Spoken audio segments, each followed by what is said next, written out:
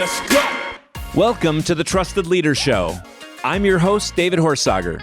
Join me as I sit down with influential leaders from around the world to discuss why leaders and organizations fail, top tactics for high performance, and how you can become an even more trusted leader.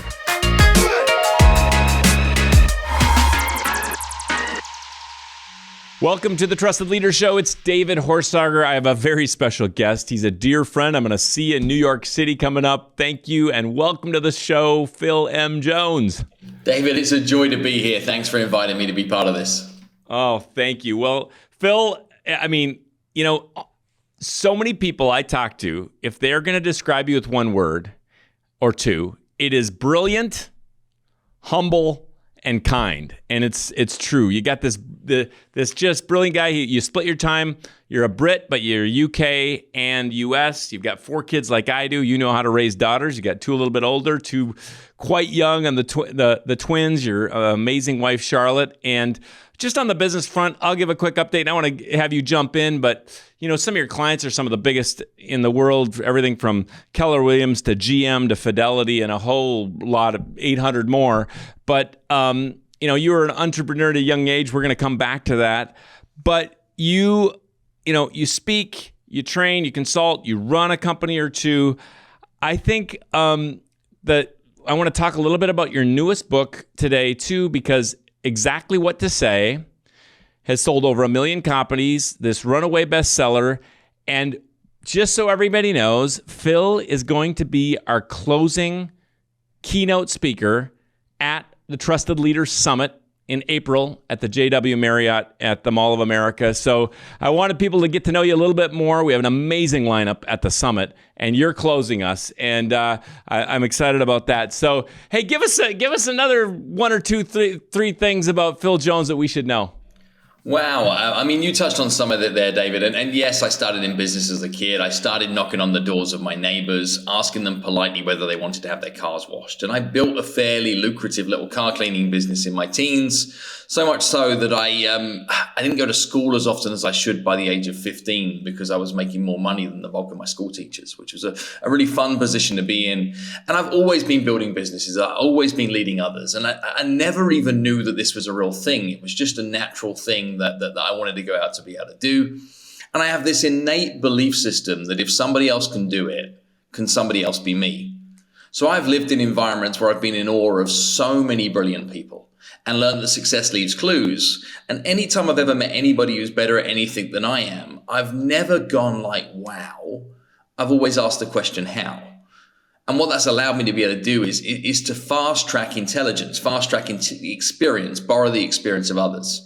So my career has allowed me to have this both breadth and depth of working with over 800 different industries, training over 2 million sales professionals around the world, working in 5 different continents, now written 11 books, David, I was working out the other day. 11 books I've either written or co-authored in its entirety. And it's been a ride because I never planned to do any of this stuff. It's always been organic from one opportunity to the next, to the next, to the next.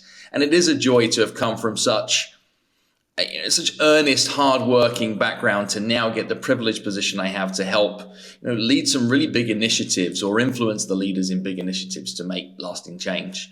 So that's kind of a little potted history on me, and not just what I've done, but how I think, which I think is a fun place to start.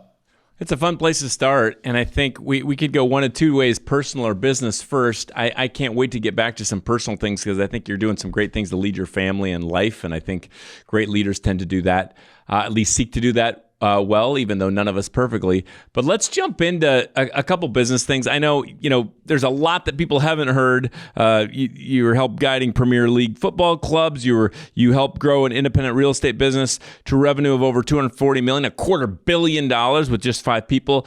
There's some great takeaways we're going to get here. Let's jump into what you wrote in your last runaway bestseller, Exactly What to Say, at the summit. You're going to talk about exactly what to say to be trusted. But, first of all, just give us a quick background of the book. I love the content. I've got a few specific questions here, but give us a little background of the book. Well, there's a few things to where the book came from. And one of the most interesting things to me as a young leader was that I was in the unique position of leading significant experienced teams in my early 20s, working with some of the biggest retailers in the UK. And there's a difficult position to be in when you're leading from a position of being really youthful. And I was like in my early 20s at the time. And it's hard to be able to gain the respect of others. And I learned real quick that you have to earn the respect of others.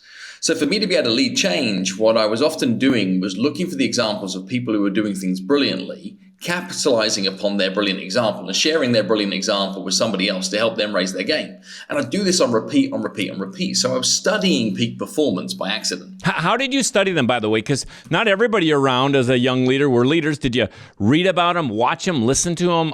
How did you get around them? All of it is in my direct workplace. I was that sneaky manager by walking about. I was looking to be able to catch examples of brilliance. I was staying just far enough back to be able to hear things articulately, but not close enough to distract. And I would do a huge amount of debrief. And what happens when you sit down with a smart person at the end of them just achieving something impressive and you ask them how and what happened here, etc. Quite often they don't know until they're asked. Yeah. And when they're asked, they start to be able to unpack it and you learn to be able to reverse engineer things. Now, I did that for a lot of times and then created training materials in all of my employed positions that would help those organizations. Much of that training material that's still existing today.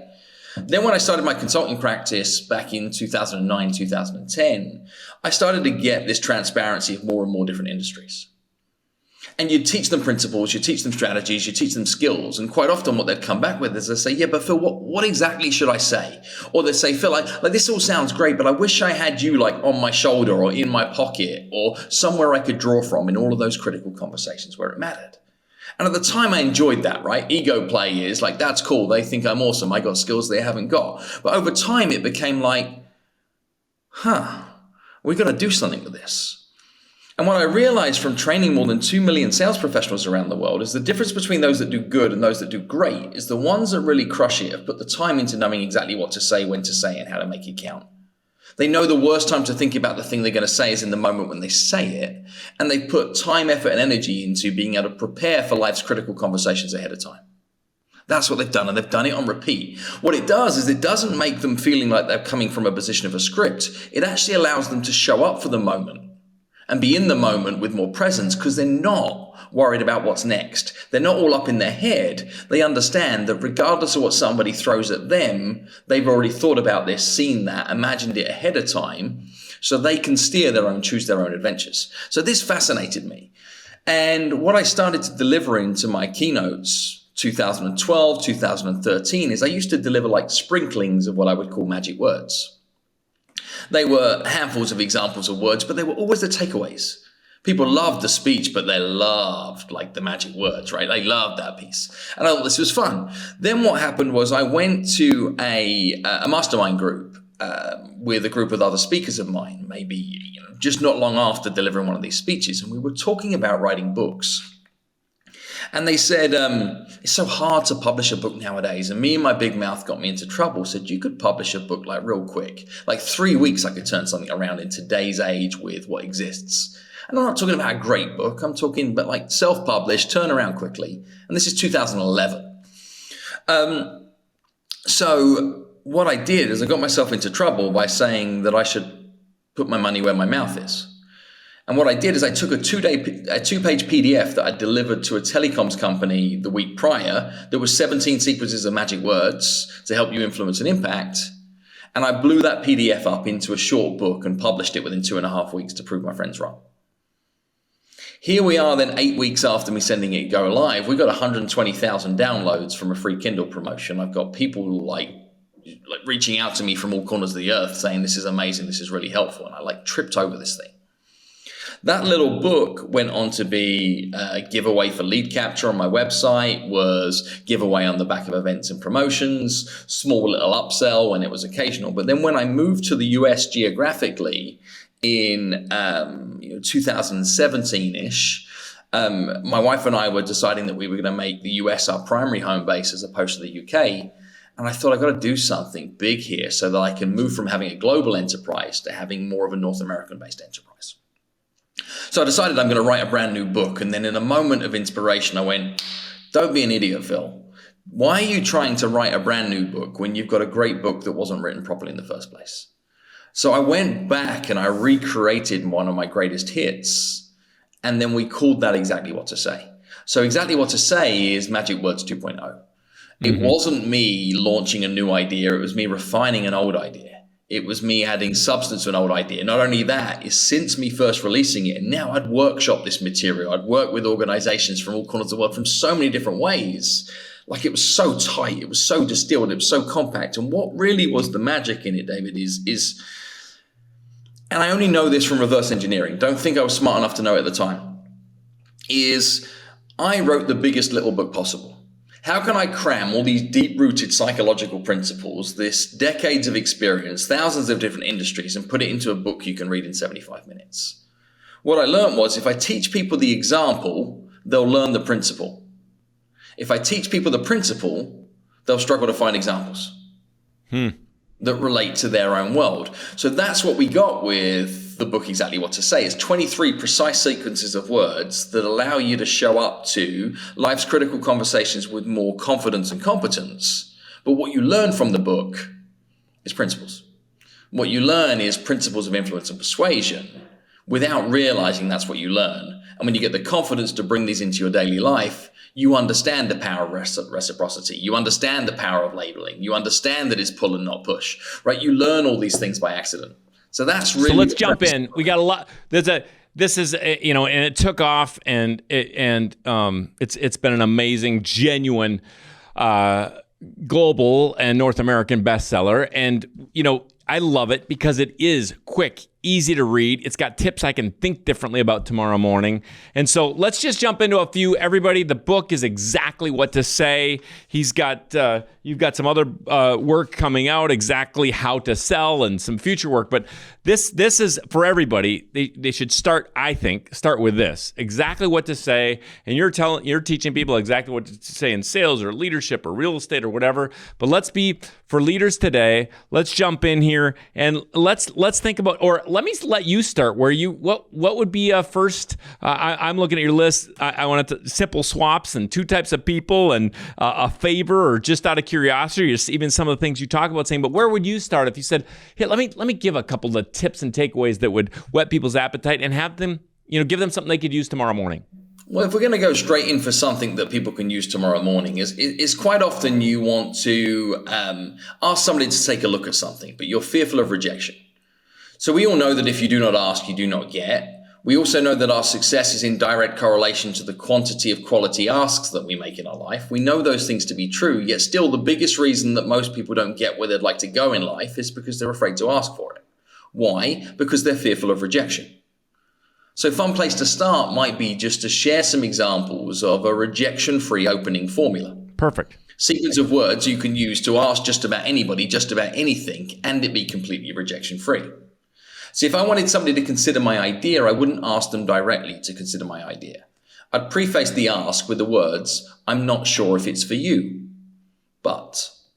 So why would I do that specifically? If we go slow, if somebody presented an idea to you and said, "I'm not sure if it's for you," what would the little voice in subconscious say? Well, it would actually do two things, is what it would do, David. It would do two things. First thing it would do is it would say, well, I'll be the judge of that. Takes full personal responsibility for the fact a decision needs to be made, and that decision is mine to make. Second thing it does is curiosity is piqued. Like, what is it? Like, you naturally want to lean in to find out more about it. Now, there's a three-letter word on the end of this example that carries huge power, and I'm not sure whether it was Peter Parker or Uncle Ben that once said it, but they said with great power comes great responsibility. Same is true as leaders, how we use the word but. See, people often think the word but negates what was said prior to it. That's what we're taught. It's not actually true. What the word but actually does is it shifts the focus to next. You cannot help but look at what's next when the word but is used. Doesn't negate what was said prior, it shifts the focus to next. So if I wanted somebody to consider my idea and I said, "Hey, I'm not sure if it's for you, but," little voice says, "Well, I'll be the judge of that. What is it?" We're looking at it. How do you use that as a leader? Say, for example, that you've got the need to be able to get some of your team to provide some extra commitment in time, effort, energy, hours towards a project. Hey, I'm not sure if it's for you, but we have a deadline of hitting this on Friday and I could really do with some extra attention. Say, for example, you're looking for somebody to be able to commit to a new opportunity. Is, hey, I'm not sure if it's for you, but there could be an opening for a promotion for you in another division of the business. What if this is you looking to be able to lead a change through your suppliers? It's, hey, I'm not sure if it's for you, but I would love to explore the possibility of us doing more business at a lower rate. See what it allows us to do? It allows us to table a conversation. And by tabling a conversation, chances are we can have that next conversation easily. And people think that conversations are difficult. My experience is often getting to the conversation that's difficult, not the conversation itself. And while we're running at this quickly, let me give you one more rejection-free opening formula that's super useful. David, you can play along with this because you know the speaking world better than I do. Is if there were 1,000 people in an audience and I asked the question whilst raising my hand, who in this room would see themselves as open-minded? How many hands do you think will shoot to the sky? 80 to 90%. Yeah, 80 to 90%, right? Somewhere like most of them, with the remainder probably not raising their hand regardless of what was offered, like cash, cookies, cake. They're not going up regardless. So what we've got here is a fact. The fact is the whole world like to see themselves as open-minded. That's the fact. That fact is useful when applied to another principle. And the principle is this, all leaders should know this, is that the person who's in control of the conversation is the one who is asking the questions. So if you know that principle, apply it to the fact that the whole world likes to see themselves as open-minded, you've just stumbled across a rejection-free opening formula, which would be the question, how open-minded would you be to?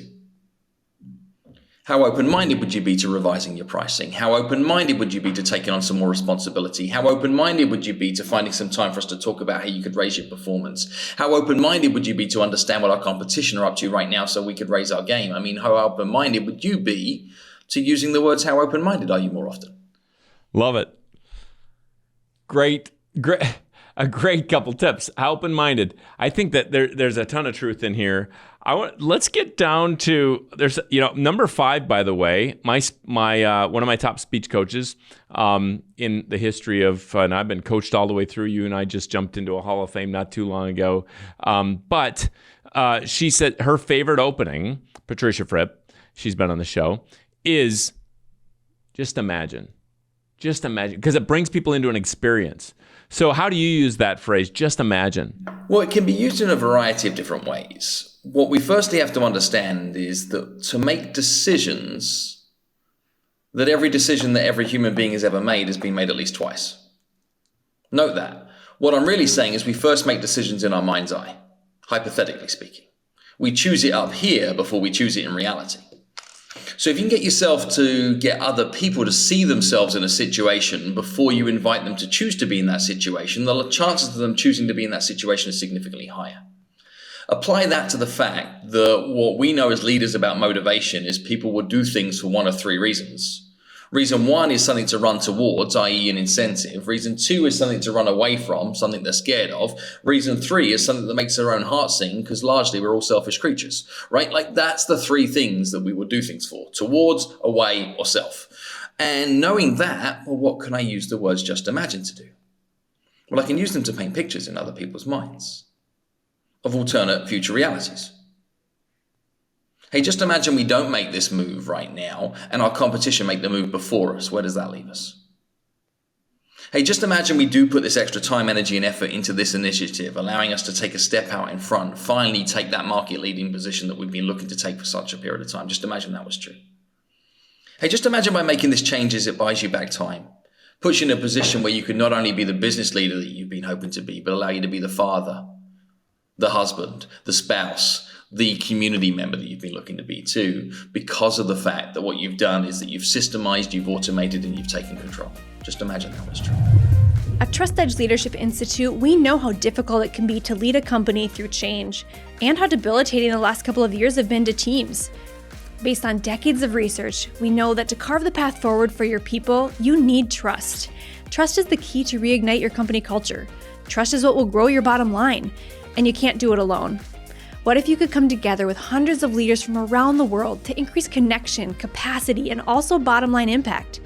That's why the Trusted Leader Summit exists. At the summit, you'll surround yourself with C-suite leaders, meet Olympic gold medalists, connect with high performers, and gain tools from global industry experts that you can implement right away to reignite your people. Join us April 12 through 14 at the Mall of America, JW Marriott. If you lead anyone, if trust and integrity matters to you, if you want a high-performing culture, this summit is for you. Get your tickets at trustedleadersummit.com today, and we can't wait to see you there. Which one of these do you use the most? And there's a host of them, everybody in the book. There's at least 23, and there's just amazing examples and principles. But what do you use most in parenting? Well, I'll answer that a couple of ways. Is yes, these tips do relate to all areas of life. The hardest thing I find is I'm the guy that wrote the book exactly what to say. You can't bring that person home every day and expect it to be the same way. I've got reps in this space that are beyond anybody else's compare. And what I have to manage and tether myself on is sometimes one of the best ways to learn is through tripping up, falling over, and then coming for consultation or counsel after the fact and learning from others. So what I try and encourage people to do is to make mistakes and allow those lessons to then be unpacked. There is no greater teacher than experience, and is what I've learned from the number of times people have asked me about, how do I learn these words? How do I, embrace these into my everyday life? Is when they become yours and not mine, when they become out of your head and just become part of your day to day. And people say, well, I use some of these things all the time. I say, great. Like, I'm not trying to win the hero award for the fact that you're using Phil's words. I'm looking to be able to give people the power to understand that words can have influence, words can have meaning, words can make a change. So what do I use the most? I have no idea. I really have no idea. And inevitably, I'll use lots of these all the time. Where do they show up? I think they show up everywhere. David, you know me well enough that I'm a product of my product. This isn't an act. This is what we do. And knowing that this is what we do, this is the only way we can do it. Let's touch on a couple more before we get to some other leadership things. But I think intrigued by simple swaps. Oh, I got to play with that for fun. And I think, there's a lot of truth in just the principle around simple swaps, how a subtle change can make such a profound difference. A quick one I'll give just for everybody from a leader's point of view is some words you should stop using. One is, please do not label things as a problem. You call something a problem, you're going to win as many friends as saying that somebody has an ugly baby, right? That's what's going to happen. A problem is head to head, which means it's an argument, which means there's a winner and a loser, which means if you're the winner, they're the loser. Nobody wins when the other person feels like a loser. Swap the word problem for the word challenge, and now all of a sudden we're side by side. This is us versus it versus me versus you. So there's a simple swap. Let me give another one. 4-letter C word that you should ban when speaking to anybody in your organization, particularly when speaking to consumers. And the 4-letter C word is, of course, the word cost. When you say it cost me, what you're saying is it hurt me. When somebody says, how much does it cost? You're accepting that this is something that's going to inflict pain on somebody else. If somebody's going to give you money for your product, service, advice, experience, I'd like to think you bring returns on that. If you deliver returns on that money they spend, in my world, that's called an investment. So I know some of the great work that you do, David, through your programs with the institution and through Trust Edge and through all of the great work you do is people invest in creating more trusted leaders. It's not the cost of your program or the cost of your software or the cost of your solution. It's a completely different thing. Tiny, tiny, tiny other big fun simple swap, because this one's hilarious when people see it unpacked. I'm guessing at some stage in your life, David, I'd like you to own up for this for the benefit of your listeners. At some point in your life, maybe even twice, you finished a presentation with the question, do you have any questions? Thankfully, I learned a long time ago not to do that. But you have done it at least twice in your life, right? But yes. There's also a possibility that at some point in your professional career today, you've delivered a presentation, finished with that question, and that's then resulted in somebody giving you the objection, I just need some time to think about it. We've heard that at least twice too. And there's a strong possibility that knowing many of us have heard that at least twice, that you might well have been the root cause of the creation of that outcome. And the reason that you might have been the root cause is because of the fact you asked the question, do you have any questions? If you ask the question, do you have any questions? What are you suggesting the other person should have? Questions. Now, if you've done your job right, delivered them all the information they need to make a decision, delivered a great presentation, what should they not have? Questions. But you've suggested to them they should have, yet they're feeling like they don't have because you did such an awesome job. And now the challenge that we're faced with is really quite profound because they're confused. And they're wondering, what did I miss? What did I miss? What did I miss? What did I miss? I should be able to ask something intelligent here. I got nothing. I got nothing. I got nothing. I must be missing information.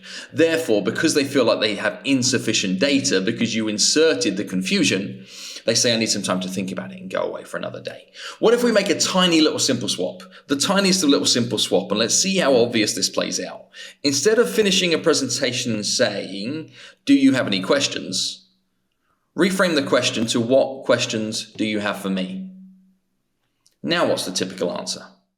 Something they want to ask specifically that person. Yeah, it's either something that's very much front of mind, and if it's not that, it's, oh, no questions, which is good news. Now if they say no questions and they've been empowered to say they've got no questions, what have they realized? They've realized they've got all the information to make a decision, which means they've already made a decision, which means you don't have to ask for a decision because you both know you've just made it. So all you now do is take your responsibility as a leader in this situation and note that people are looking for leadership when they consult with you, when they invite you to be able to engage in a discussion, they're looking for leadership. So lead the dance. And all you have to do is to tell them what happens next.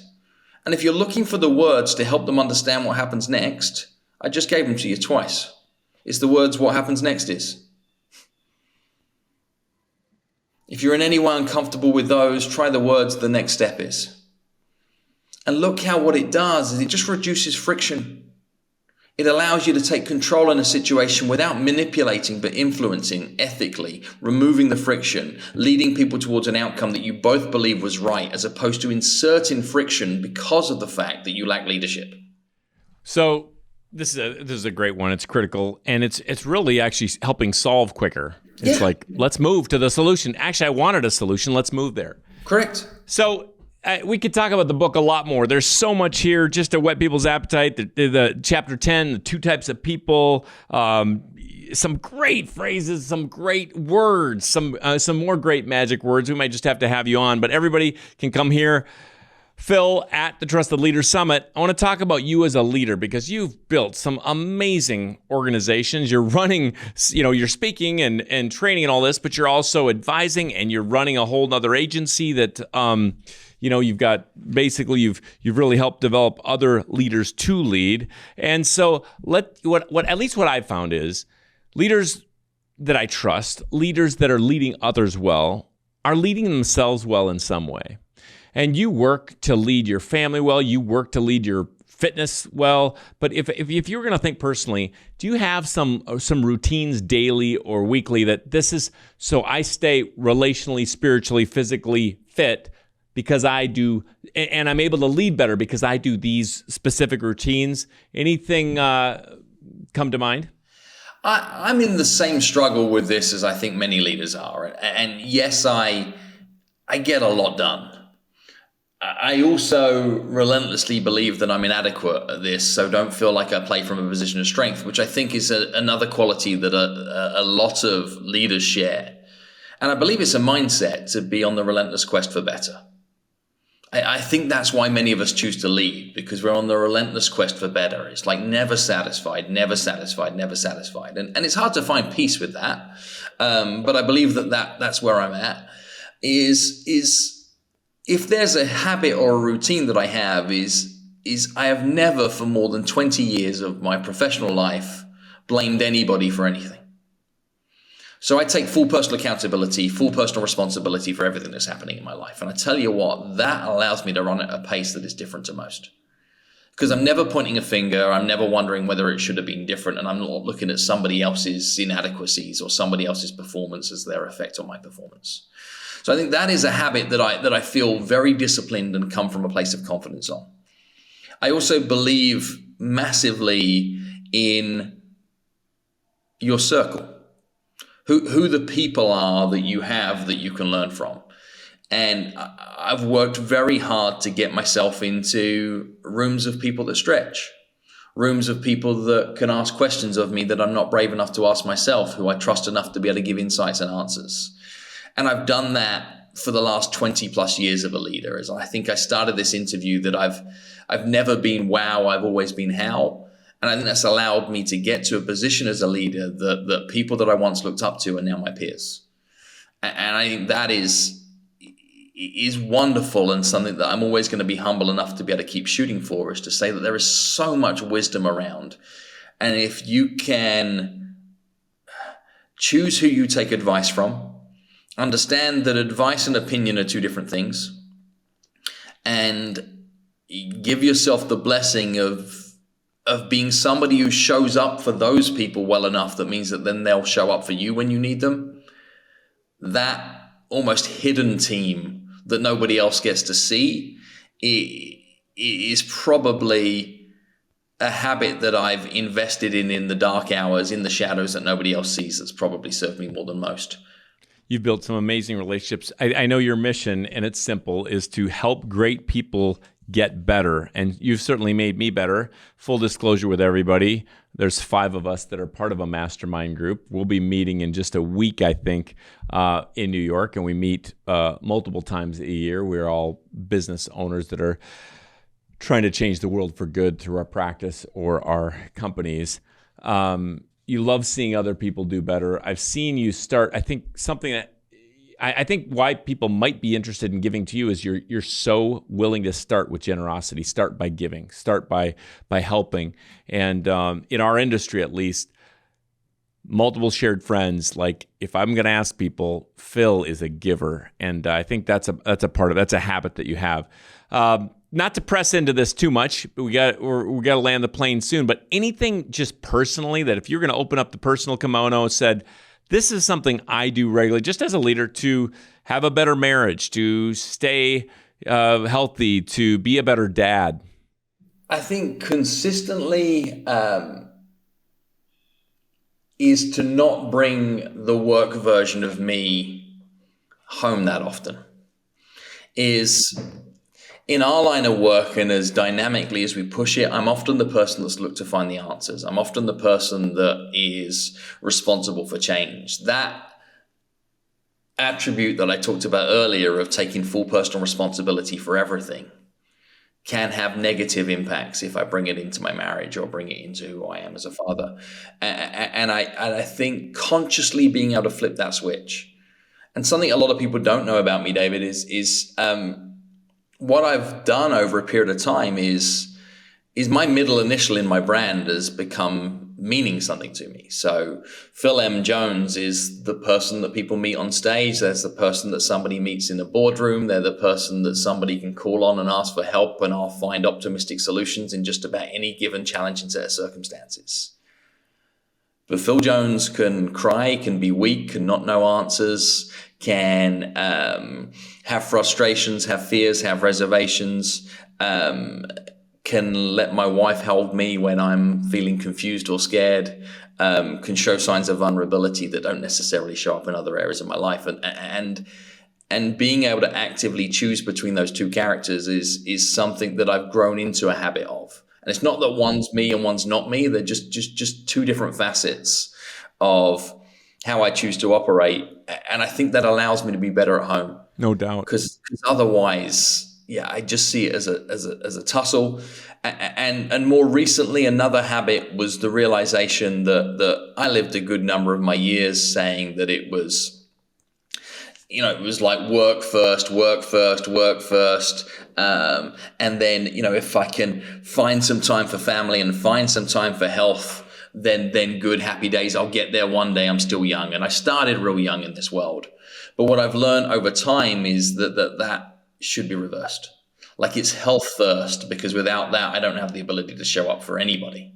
Then it's family, because otherwise, what's the point? And then work becomes the play space underneath that allows you to be able to then deliver towards those attributes. And I think so much of work that I've fallen foul of in the past is I've treated it as a sprint. And I've learned maybe over the last 3, 4, 5 years is to be able to slow that down and think about a distant journey that we can go on that delivers joy over a period of time, as opposed to chases toward a predetermined finish line. You're almost a decade younger than me, and you're going to have to keep pressing into the health one, right? As you go, you've been right. As I was thinking about, I was chasing my kids and having this summer and had a mountain bike accident trying to keep up with. I learned something, by the way. I'm not the best athlete in the family anymore, or the second, or the third, or I'm worse than the 12-year-old as far as athleticism now. So, but I mean, we're up in Jackson Hole. I was actually speaking and doing consulting there, and we ended up doing the downhill mountain biking, and it takes a lot longer to heal at almost 50. But I do think it's interesting because I've had to become more intentional about certain things. I also can't agree more. I know, everybody's different, but for me, Lisa and I, my wife and I, started this business together 22 years ago or so, and it really, together, even though she's not in the office with the team or that kind of thing, she's a major part in decision making and processing, and just also that just home and balance and being able to talk about other things and actually be vulnerable is certainly, I appreciate us, the team, the mastermind we have. There's real vulnerability, genuine vulnerability. I have another group of accountability partners that I've met with for 28 years that have also been significant. But I really appreciate that. What are you learning right now? What are you most curious about right now? What am I most curious about right now is exploring the question enough. How much is enough? What's enough? Where is that line? And we're taught as leaders so often that more is better, more is better, more is better. And I've seen enough examples of that not being true to know that more isn't always better, which, yes, it's okay to then say, how do you create space and what's less? But the curious question I have in all areas of life is like, what's enough? Like, I can put relentless focus on a thing and I can make it better. No trouble. But how do I find the answer to enough, whether it's financial, whether it's health, whether it's the size of the friend group, whether it's the number of accolades, whether it's quantity of speeches in a year, etc. Like, what's the magic metric of enough in all key areas of life? And I'm ridiculously curious about trying to find an answer to that question. Well, we're going to talk about it next week. I've got a couple thoughts for you. I'm excited. I'm excited for you to be able to lay it down. I've had some shift. It's definitely in my heart and head over the years, and can't wait to be together. Where's the best place to find out, and watch you? PhilMJones.com is the central website where you can find out more. Is there anywhere else we should look? Well, from there, you can find all the other links that would be useful. Is social network-wise, I guess I'm more personally active on both LinkedIn and on Instagram than any of the other platforms. And keep me abreast of your journey as you're going. Is one of the greatest things that I can hear on social is either you're working on something and you've hit a roadblock and can I provide some clarity, or that you've tried something and you used it and it's working and it's delivering for you, that you've implemented and it's made you better as a leader. Those are the greatest gifts that you can reach out to people like us with. It's not, I love your book, but more so, I took something from your book, I used it, it made a difference in my world, and I thought you'd like to be able to know about it. And that keeps us creative, it keeps us pushing. So any of those kind of bounce backs would be very much appreciated. So it's PhilMJones.com, and everywhere else you can find him from there. One very interesting, innovative thing that you did, actually my book, the middle book, Daily Edge, we did kind of what was unique at the time, where we had video and stuff in it. It didn't take off in that way, but in a new way. You've been one of the first in a new way to kind of have a docu-book or a video book, and one of the first of its kind produced this way. Yeah, and it's super cool. I've seen, and it and by the way, just so everybody knows, as much as we know great leaders are great readers and all this kind of thing, the average number of hours, at least the last time I checked, a person watches junk TV or junk video, not email, just junk screen time, annually is 1,287 hours a year. Average number of books an American reads in their lifetime, not after their formal education, whether that was the high school degree or a whatever, or a PhD. Average number of books an American reads in a lifetime is one book. It's crazy. Wow. And so, what that means is most people are reading 0 because you're reading 100. My brother reads 1,000 or whatever it is. Of course, it's books over 150 pages, so Goodnight Moon does not count. But in that study, but the bottom line is, great leaders do tend to be great readers, but you've come up with another way of injecting information. So, I mean, I want to land the plane, but 1 minute about this cool video book, and people should go to your site because they can jump there from it. Yeah. But just give us a 1 minute on what you did. Oh, so much fun. I partner with an organization called Lit Video Books, LIT Video Books. They're a really dynamic young startup company that are keen about visual learning, achieving better impression rates when it comes to being able to turn best-selling books into something else. Emmy-winning producers, great camera crew, great scripting crew, and they took my book. We worked in partnership with them. We created a 47-minute documentary that teaches people in both storytelling, interview, actor-based scenes, plus animated graphics. We teach the core principles of the book in a 47-minute video that people can watch. And I think from a business point of view, that what we have here is something that could start to shape out the future of what online learning looks like, where we're starting to be able to play with an area that I call infotainment.